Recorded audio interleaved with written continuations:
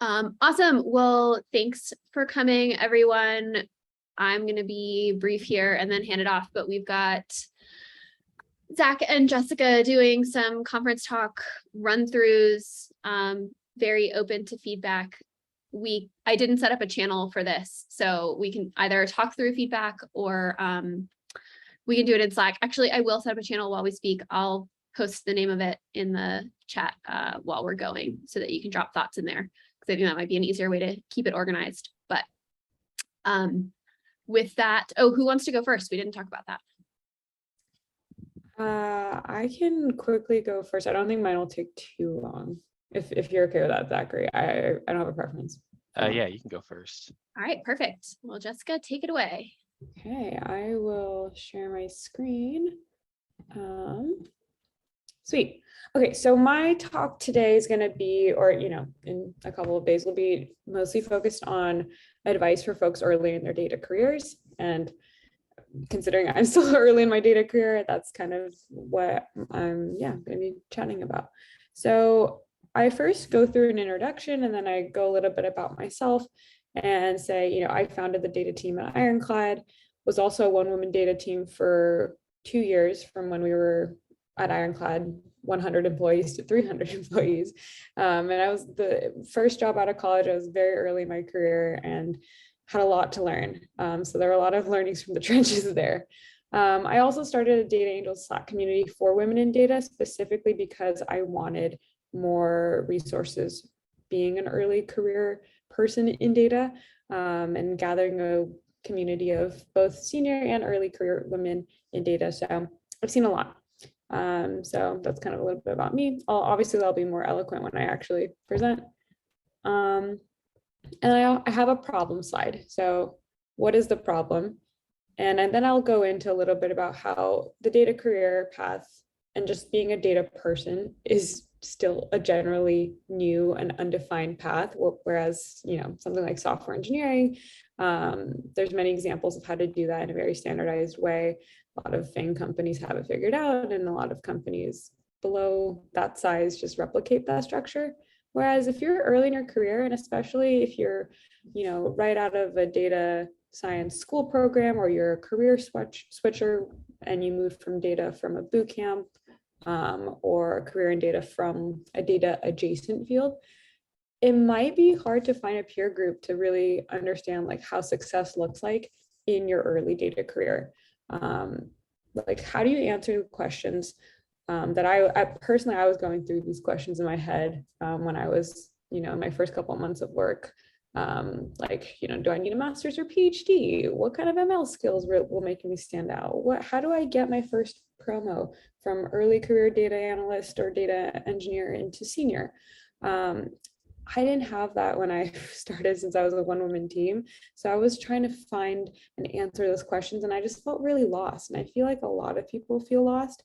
So today's talk is an attempt to, give my advice from after I slowly demystified this early data career path. And then I have a slide about how I collected a lot of data. I got advice from over 50 data practitioners who are more senior than me, and I wrote them all down and started to follow my own path as well. And I gave others advice as I began to progress into my data career. And slowly over time, I began to demystify the mystery of how to succeed in your early data career. And here's what I learned so far. And then I'll go in through 5 or so takeaways, and each kind of have a story with them, and then it'll be the end. So the first piece of advice is to really build your brand. And the truth is, theater is work is theater in a lot of ways. And in the world we live in, for better or for worse, it's concerned with brand and image. And having a brand gets you ahead in life, and I guess it opens you up to more and bigger opportunities. So it's really important to build it up. And it doesn't have to be, externally necessarily, it can be internally. So what that means is, how do you build your brand as an early career data person? You can socialize your work internally via Slack, email, cross-functional team meetings, or demo days at your work. So you start out small, you don't have to go crazy. If you have a really cool dashboard that you published, or a model, or you set up new infra and DPT, publish those updates in Slacks, try to present to execs or show it off internally. That like will really build up your reputation, and your coworkers will see what you're capable of. That being said, if you have more energy and time, you can also socialize your work externally via Twitter, LinkedIn, TikTok, blogs, external Slack communities, just so that the rest of the data community also understands who you are and what you're capable of. And through that combo, like you never know what kind of promotions or opportunities that brand building will open you up. So if you do really cool work, you know, the takeaway here is to socialize it. Also, Caitlin, should I be pausing or should we save feedback for later? Or Whichever you prefer. I think, well, why don't we go ahead and go through, and then that way, if folks have something that they want to record in real time, feel free to drop it in Slack. But otherwise, let's just hold to the end, I think. Thank you. Okay, and then I share some photos of like myself, you know, publishing my work. You know, the takeaway here is once you actually do the work, the hard stuff is over. You just have to, you know, share a little blurb about the work you did, and yeah, it'll yield some really cool opportunities from there. Another thing is to network before you need it. And I think this is the best thing you can do for your career. And I will pause here and let it simmer in, and then I'll repeat it. Network before you need it. Building relationships and networking with senior data folks before you actually need your next job is seriously like compound interest, because and the benefits just grow over time, because once you know, just talk to people as opposed to talk to people only when you want a job, people will sense that on the other line and it won't be as natural of a conversation. And a lot of early data career folks psych themselves out about even the thought of networking, and they view it very almost negatively, like they're scared to send LinkedIn messages, or they think they're not interesting enough, or they feel awkward and that it's, you know, a sneaky or transactional exchange. And I felt this myself before. We've all felt this, I think, at some point. But if you do it right, it really works and it's not that intimidating. Over the years, I've just molded into thinking of networking as just talking to people and learning from them, just like you would at a party. So if you're genuine and you genuinely want to know about, you know, really cool senior folks in data, just reach out to them and be very explicit in your ask and do your research on them, and reach out to people that you find on LinkedIn and different Slacks. My friend Claire Carroll wrote a great article on how to do networking and introductory outreaches right. And I'll link it here. It's linked in this pink at the bottom. I won't go into too much detail about what is actually said in this article, but I will stress that you should always do your research on a person before you reach out, and to be explicit in your ask and have it be well researched. You know, you shouldn't just have the same template, copy and paste it to somebody and send it to, you know, a bunch of different people. It should be heartfelt. And here's an example of how I personally do it. You can tailor this approach however you want, but you should always start with a little intro and a pitch. So, and be specific, make it personal. So here's some reach outs I've done to Michelle Ballin-Griffin and Selena Wong.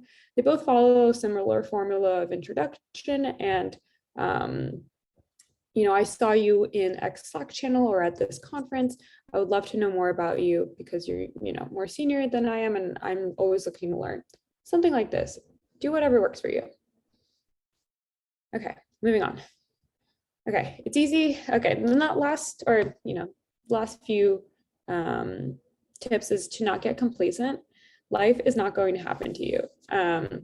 It's easy to think that in a classroom setting, you get, right out of college, you get assigned all these tasks and your manager is always looking out for you, but that's not always the case. Sometimes you have to manage up and let your manager know how you're feeling and what your ultimate career goals are. So always manage up and prevent yourself from plateauing, or if you feel like you're plateauing, speak up and ask your manager how you can get outside of your comfort zone, and so that you can ultimately keep growing and not get stale. in your skills. Personally, for me, after my first promotion early in my career, I felt like I plateaued and I didn't know what success looked like after I got that first promotion. And a lot of people go through that. So just make sure to just be upfront with your manager and keep trying to find those opportunities where you can grow again. Here are like exact Slack messages of myself reaching out to my manager and trying to be the steerer of my own career. I've had 5 different managers at Ironclad. So these are 3 different managers that I've had, and reached out to all of them about how I wanted to develop myself. So your manager can't read your mind. You should always just try to talk about what's on your mind and how you want to up-level yourself, because you should always ultimately look out for your own career. So here I've talked to my manager, Jason, about how I felt like I was plateauing a little bit. I talked to my manager, John, about how I really wanted to do an analytics engineering bootcamp with Claire Carroll and Michael Kaminsky. And here I have a one-on-one check-in with my current manager, Stephanie, about how I want to be better at recommending valuable insights to execs and how to present better in front of execs. So really introspect here and reach out to your manager, because they're ultimately going to help you steer you in the right direction of your goals. Okay, we're almost there. So kind of in relation to not getting complacent is the ability to play offense and ditching your timidity. And when you first start out as an early career data person, it's easy to be shy. For the first months, couple months or quarters, you're fighting your imposter syndrome. I know I felt that. I didn't know how to contribute valuably in meetings. I was quiet. I was really nervous. I was just trying to make it out alive, essentially, and trying to take things day by day. But as you find your footing, and whatever time that takes, after you find your kind of your comfort zone as your first job working as an early career data folk, you should step up and try to lead meetings, contribute thoughtfully to meetings or presentations, present to managers or execs, and be explicit in communicating about your career goals and, again, managing up. And lastly, you should, be curious and meet cross-functional folks across the company. There's all kinds of cool people working at whatever company you are at. Try to learn from them, because they might see you working on your cool projects and they can advocate for you while you're not in the room.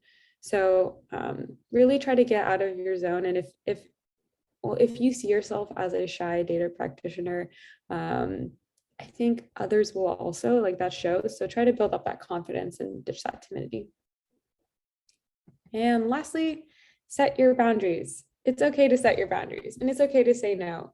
I personally struggle with being a people pleaser, and I think a lot of data folks do. There's all these tickets sometimes that you just want to get and knock out, but really it's really important to focus on the big rocks in your life rather than the small stones. So what that means, it's better to do a couple of big impactful projects really well than answering a lot of small ad hoc data tickets from, I don't know, sales or customer success that ultimately won't get you promoted. So there's that. And lastly, also protect your mental health in order to prevent burnout. I think taking breaks is really productive. I personally am really strict about working hours and trying to log off, especially in this remote world where everything is still connected.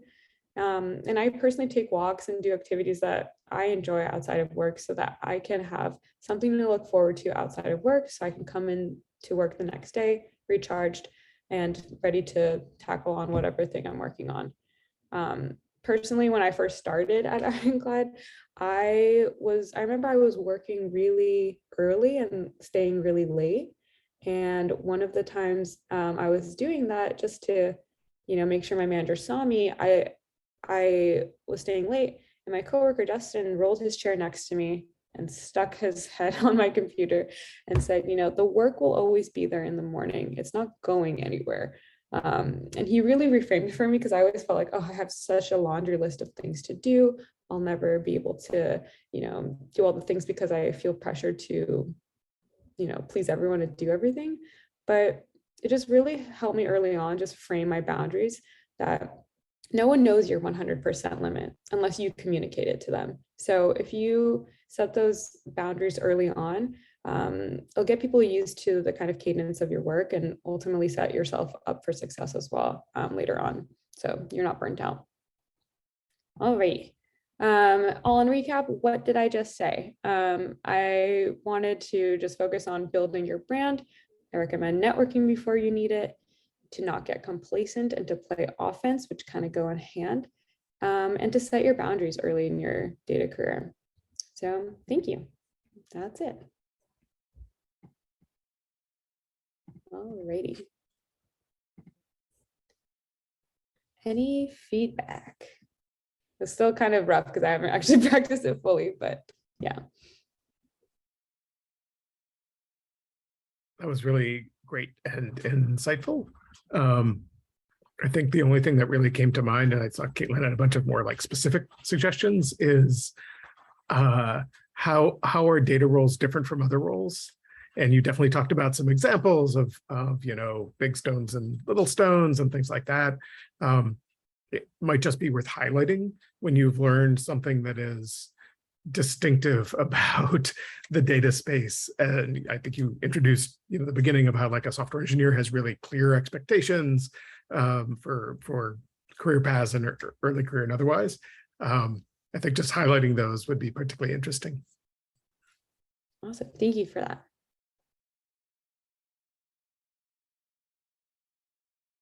Yeah, it's hard to say. Is anyone here a former software engineer? Did anything stick out? Because I've only done computer science in college and never as a full-time job. So I may not be the best person to like fully compare. I know from a high level.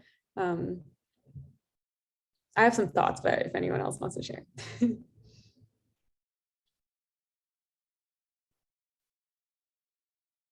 I think in most data roles, you end up, the things you work on are more of a conversation, where the thing you get asked is not always the thing that you produce. And I think particularly in more entry-level software engineering roles, it tends to be, put this button here on this page to these pixel specifications and have it do the following thing. And yeah, that's a thing that I think is somewhat different. Not always, Yeah. but. It's a great point. Thank you for pointing that out, Harlan. Yeah, I think sort of the bigger theme I might draw there is like, what is right is a lot less clear in data. Like, what's the right answer or what's the right work to be doing is substantially less clear. And then I think the other thing that's a huge difference at every company I've ever been in is just this relative size of the teams and thus the clarity of the paths. Like in engineering, at any organization of any size, there will be someone who has taken a path that you want to take, and you can look at them and see, okay, I understand how to do that. And that's very rarely true on data teams. No matter how big the company is, the data team is a fraction of the size of the engineering team. And so you just have fewer role models and fewer people you can see having taken this path and fewer people to ask questions. And so it's a generally sort of less structured path. Even at larger organizations, it has less structure than engineering, though it might have more structure than a tiny data team. All great points. Oh, that's the beginning of my slides about what's the problem. Thank you. This is Katie to chime in. Thank you so much for this preview. That was so awesome. And I loved getting the preview because I learned so much just from this. So I'm excited for the group to hear from you when you actually present. The thing that struck me, especially having attended some other conversations previously from this group, is the kind of like IC path versus the people manager path that eventually kind of creates a fork in the road. And so I think like even hearing from your own experience, how you have progressed through that and how you maybe see yourself continuing to progress through that as a person who's maybe in an early career and really only does those like individual contributor tasks that are maybe more ticket centric, to then morphing into some more soft skills that kind of take you away from the really hard and fast of data, but maybe moving into things that don't seem obvious to someone who might be early in a career. I don't know if you've had any thoughts about that. Specifically about IC versus management path? Yeah, or just like how maybe you would provide recommendations for those individuals who are early and who maybe don't see that fork coming. Specifically of choosing whether to be an IC or choosing which path to go down to, whether when you're early in your data career. Yeah, and I think going to Caitlin's point about like those paths being less clear and maybe more fluid, and there are less models to follow, if you have recommendations.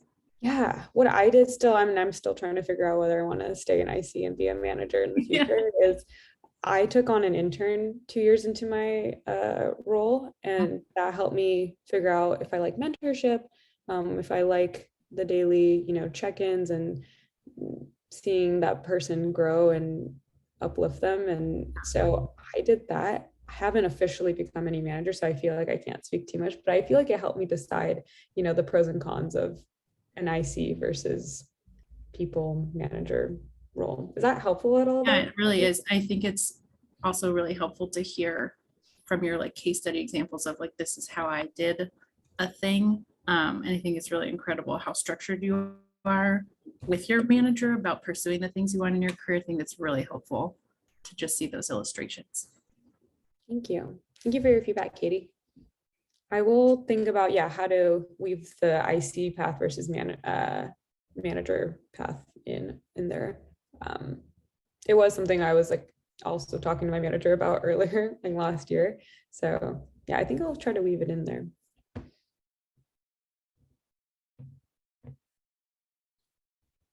Cool. No one else has any feedback, I can give it to Zachary.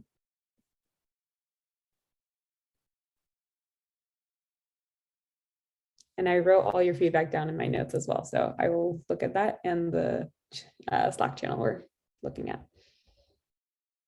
Thanks.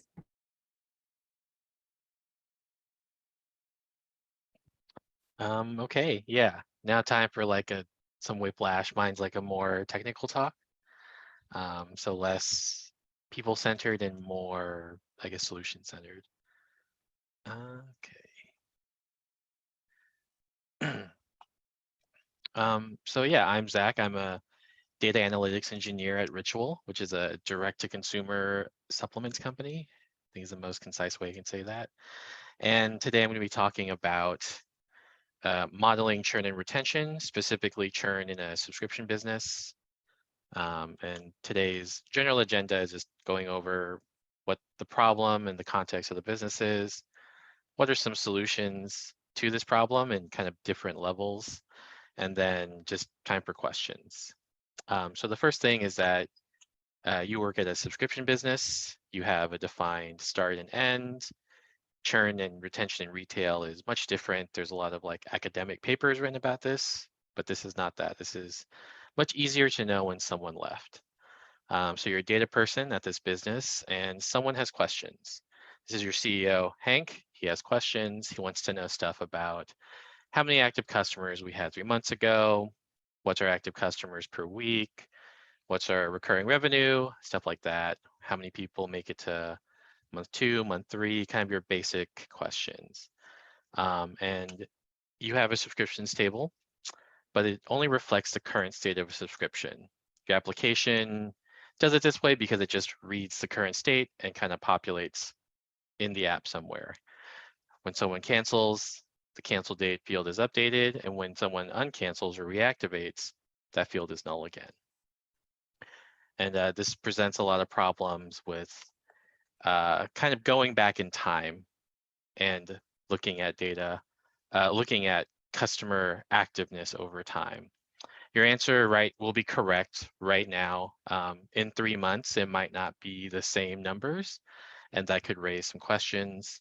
Dealing with nulls can be kind of weird, and you're going to get asked this a lot. I get asked this now at my current job. At my last job, I worked at ShipStation, which is a SaaS company that makes shipping easier. And I got asked this, and then they had the same table where like the cancel date was nulled out when someone reactivated and deactivated. Then that company merged with 2 other companies that did the same thing, and they also had this problem. And you're just going to get asked a lot about churn, retention, and this table. Because what you want to do is you just want to write this query that just says, for this week, give me the number of customers that are active. And ideally, you want the table to look like this. You have a day, a subscription ID, and just, is it active or not? And then the next day, are they active? When do they cancel? But what's in your way of getting this is kind of representing representing the past accurately, given that the present changes. And really at its core, you're missing like a subscription periods table. So there are a variety of solutions to this. I'm just going to cover 3. The first one is just using a bunch of tools and mostly SQL. So if you're a subscription business, hopefully you use some sort of billing provider. And in theory, you can just get this data from your billing provider. You plug in with Fivetran or Airbyte or something, bring it into your data warehouse, maybe use dbt if you want to codify it. You can have something home rolled that does the same thing. But these companies have kind of standard schemas that will represent subscription periods or subscriptions for you. Or if you need to represent like pricing plan tenure, you can use the invoice data that also comes from these services. So yeah, if you're lucky, you get it for free. Free is pending on how well you know how to use like a window function just right off the bat. Or you have when someone starts, when someone ends, and then when they start and end again. And the kind of a side note, like I thought of this because I saw this tweet of someone who works in a completely different industry. Brittany works in like progressive politics and has this kind of common problem as well, right? There are subscriptions, unsubscriptions, and I want to get an idempotent way of total subscribers per day or per week. And if you look up this tweet and the responses, there are like so many different solutions and so many different methods that people use, and they all really depend on your specific context of how actionable they are.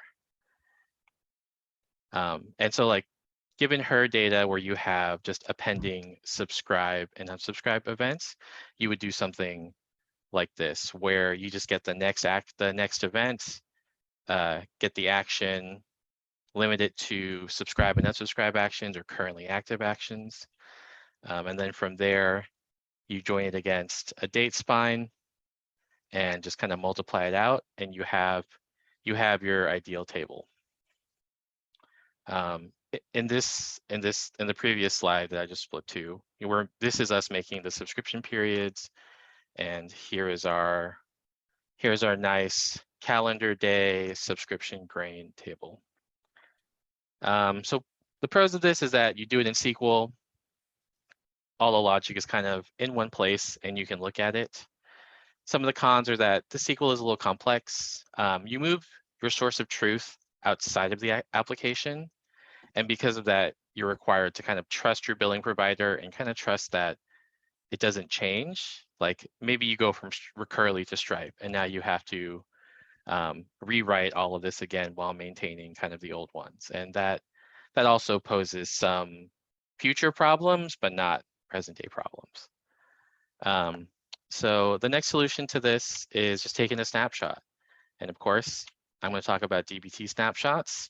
No, I'm not. You're wrong. I'm just going to take a picture of the table. For this, you have a lot of the same tools. You have a data warehouse. You have a transformation tool, but this one requires orchestration. So like Dagster, Airflow. For these slides, I use dbt Cloud as the orchestrator, which is something a little less technical to set up. And the idea behind this is like, why worry about anyone else's data? You have your own. You just take a picture of it. And so to do this, you would just create an unload function.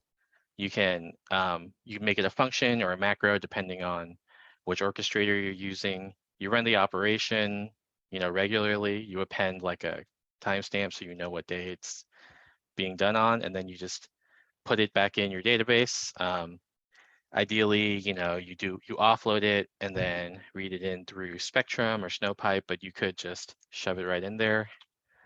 So the pros is that you get your table pretty easily. If you want to kind of write your query to be more granular, so to capture, say, like at our business, we have subscriptions with subscription items. You can capture those items as well and do some light processing on that table. It keeps the application as a source of truth, and your data is immutable. The cons are that if you don't, storage could become an issue. You know, you capture 100,000 records, in 10 days you have 1 million records, and that just gets kind of bigger and bigger. You're going to need to think a lot about what you want to capture before you capture it, because as I said, the data is immutable. If you want to change what you capture, you kind of just lose out on all of that. And I think, to me, how I think about this, it feels very fragile, but very effective. It messes up the DAG in my brain because we're kind of circling back to something. And then the last one I'm going to talk about today is the most cutting edge, super fancy way. It's called Change Data Capture, released on SQL Server in 2008.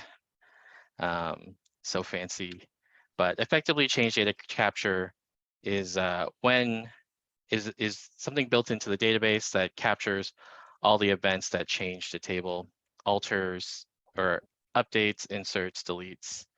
To do this, you'll need to add some more tools to your stack, and you're going to need a good relationship with the DevOps team or the DBA team, or you're going to have to just figure out how to do infrastructure yourself. And a caveat on this one is that I've never done this. I've only proposed it and like intensely researched it, but I've never managed to make it over the line with it. So yeah, change data capture will track when a row is changed. And a common way to do this today is using Kafka and Debezium, which will just connect to your data warehouse and suck those into the topic, and then you can produce those out into S3 or into your data warehouse, wherever you need it to be. The data will just kind of look like effectively a log, and then you'll need to parse out which updates are relevant for your retention purposes. So to do this, you're going to need that good relationship with your DBA team, because they're not going to let you touch a production database. Because to enable this, you're going to need to update configuration, kind of work through that this works for your system. On the DevOps end, you'll need to do some infrastructure pieces, set up Kafka clusters, topics, producers, and then you'll need to store it. Most of the time, I think stuff like this is stored in S3, and then you can read it into the warehouse. From there, you can transform it kind of in conjunction with your current subscriptions table. You can extract when the cancels changes, use that to inform when the periods are, and then basically then you can write the SQL that I wrote a couple of slides ago, and then you can analyze it. So the pros is that it, again, keeps the application as a source of truth. The data is immutable, and you kind of gain a lot of other benefits from this data, where you can roll back your history. You can see what something looked like on a specific day for your system. You get to use shiny tools and fancy technology. And then, like, if your company does microservices, this provides like a very good interface for them to get data into your team. Because CDC is like a standard concept. Kafka is like a, I guess not standard, but like, what's the word? It's like a it's like a standard or a best practice concept that is common across a lot of systems. Kafka is like also a relatively agnostic thing. The cons of this is that it requires you to work with a lot of different people. It requires a lot of overhead, and you're gonna be spending some money to make this happen, because it effectively creates like a new product, a new thing in your infrastructure for your teams to maintain. And yeah, the trade-offs. So like, as you consider these three options, like how do you need this now? Do you want to do this further down? Like, do you have investment to do some of the more complicated ones? Do you have trust? Like, can you even write a create statement? Are you a super user on your warehouse? Thinking about where the trust is for your team, and if there's investment to like do one of the more sophisticated options. And then on the other side is like, are you or your team like educated enough in some of these tools to effectively manage them? And then like once your team has the data, can you do analysis to it? Do you need to pass off this analysis, these tables for someone else to do analysis? Are you well versed in like retention analysis or funnel analysis or things like that? And yeah, that's my talk.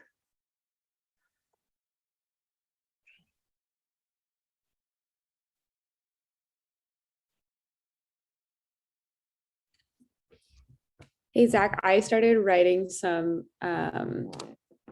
like low-key feedback about just like the slide structure, and I can share that. But awesome talk. Thank you for walking us through that problem. Yeah. Some of the main piece of feedback is like, or the little bit of feedback was making the font size a little bit bigger on the tech in like the body of your slides. It's just a little bit small, I think.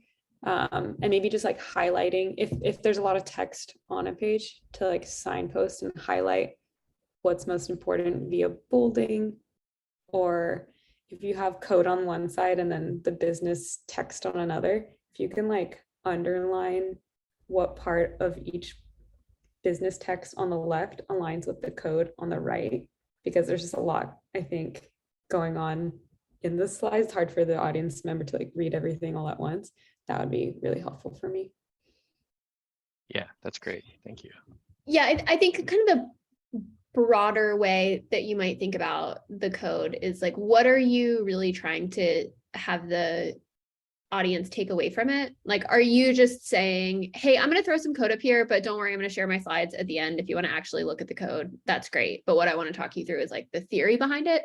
Or do you actually want to walk them through it and say, here's what you're doing, here's what it's going to look like at the end, like this is the real flow?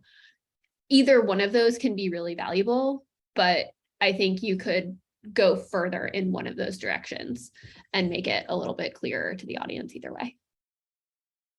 Yeah, plus one on that. One thing you might just try out and see if how it feels would be, instead of showing the code, show what the data looks like at various stages. So you started out showing the raw data and like the problem with it, which is that you're missing the deltas.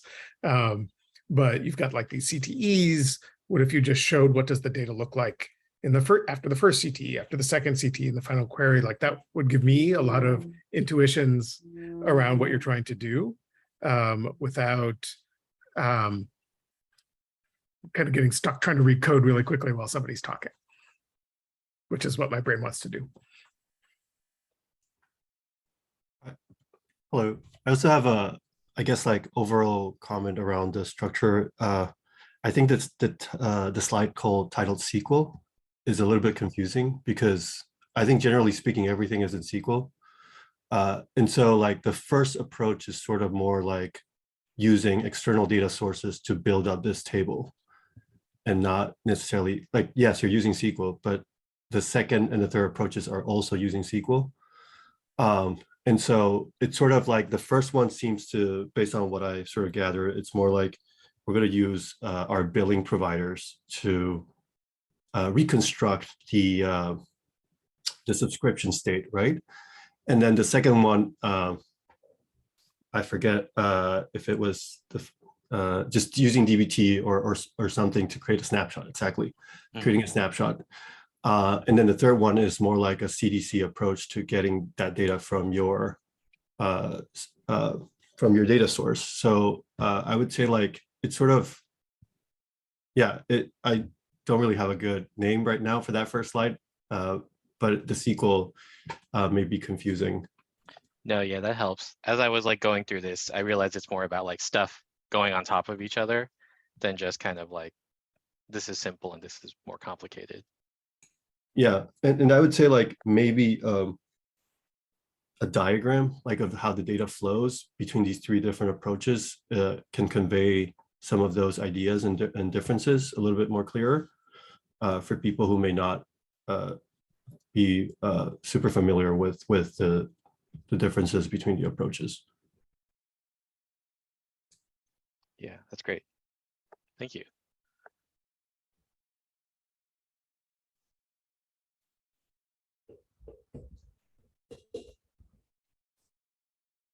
Another thing that I dropped into Slack, but I will elaborate on a little bit, is that your last content slide where you had the questions around how to actually make this decision for yourself within your own organization is super valuable. And I think spending more time on that and using this as like a microcosm of how do you build the intuition of what the right approach is for your challenge is really helpful, because that's ultimately kind of what separates a more senior data practitioner from a more junior one in a situation like this. Is the junior has like seen a way to do it and they think that's always the way to do it, or they ask someone which way they should do it and they do it that way, versus being able to craft like, what are the trade-offs that you're making? How do you actually structure this decision and be confident that the way you're approaching it in this organization with this data is the optimal way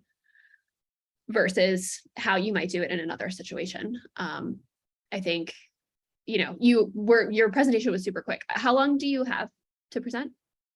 30. Yeah, so I think you did your presentation in like 14 minutes. So you've got plenty of time if you spent, 5 minutes talking about the bigger picture, and kind of how to build this skill, because obviously not everyone works in a SaaS business. Like, this exact example might not be relevant, but this skill set is super relevant. Cool. Yeah, that's really helpful. Thank you.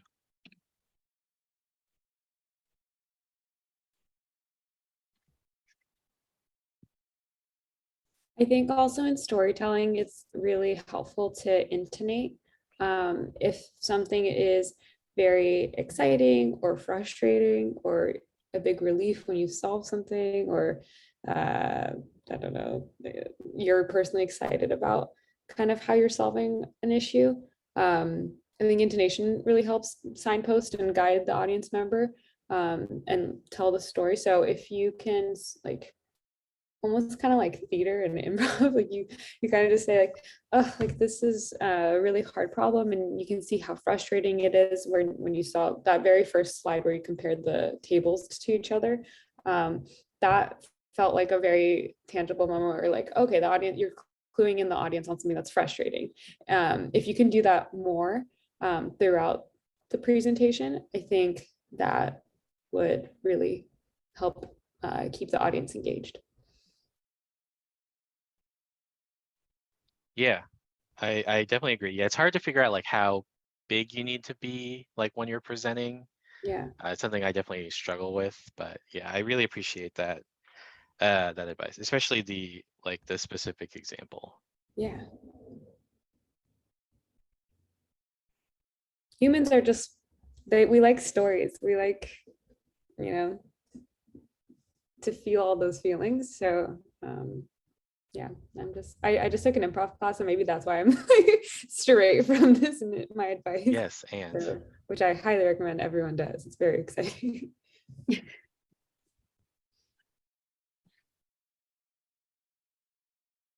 Thanks, Harlan. See you later. Can I make a comment that's related to your talk, but not feedback about the talk? sure. The CDC comment, if you're using Fivetran or Stitch, there's log-based replication, which is essentially the same thing. So you don't need all the Kafka. Like if there's like, obviously if you have an engineering team that's going to support you, that's great. But if you don't, then you can still get some of those benefits. Sorry, I just couldn't resist that. No, yeah, like I've never used that before because like our current setup, we have like Heroku Postgres, which doesn't allow it. But when you use that, can you access that? Like, can you access the log-based replication? I don't know with Heroku specifically, but like if it's Postgres, there should be like bin logs and Right. that you'll need somebody that manages the DBA or something to give you the exact permissions. But yeah, just something to keep in mind that you don't necessarily need Kafka for CDC. Okay. If that helps unblock some of your pains. I mean, Not in my current situation, but I've always wondered what that looked like. Yeah. Because at my last company, we used SQL Server, but we didn't use Fivetran. And yeah, it's just like all these stacks. You kind of run up against different constraints. Yeah, for sure.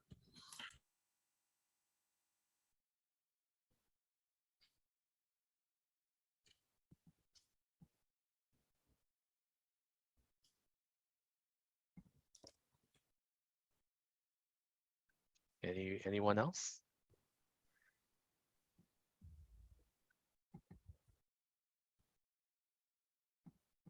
Going once, going twice. These were both awesome.